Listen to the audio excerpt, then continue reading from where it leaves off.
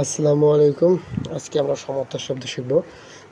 প্রথমটা হলো রাত্রি, নিশি, নিশা নিশি, নিশীথ, নিশীথিনী, অমা, অমনিশা, রাত, রজনী, সমনী, সবরি, সবরি সবরি সবরি, যমনী, জামিনী যমনী, যমনিকা, জমিকা জমিকা, বিভা, বিহরী, ক্ষণদা, তমশ্রী, ত্রিজামা, অসুরা, নক্ত।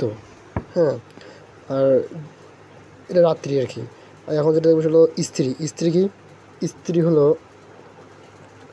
অর্ধাঙ্গিনী, সহধর্মিণী, জীবনসঙ্গিনী, গৃহিণী, পত্নী, রমণী, কলত্র, কান্তা, জায়া, দ্বারা, দায়িতা, দয়িতা, বনিতা, বিবি, বধূ, বউ, ভার্যা। ঠিক আছে, এগুলো হচ্ছে নারী। দেখবো নারী, ভার্যা মানে বউ, হ্যাঁ, ভার্যা রমণী।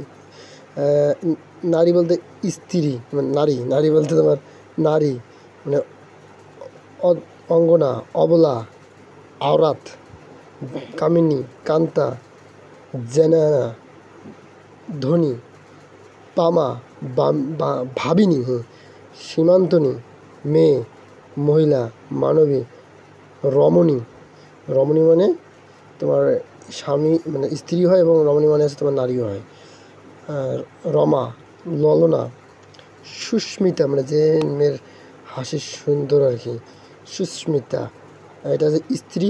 স্ত্রী মানে কি? স্ত্রী মানে হচ্ছে তো নারী, আর স্ত্রীলোক।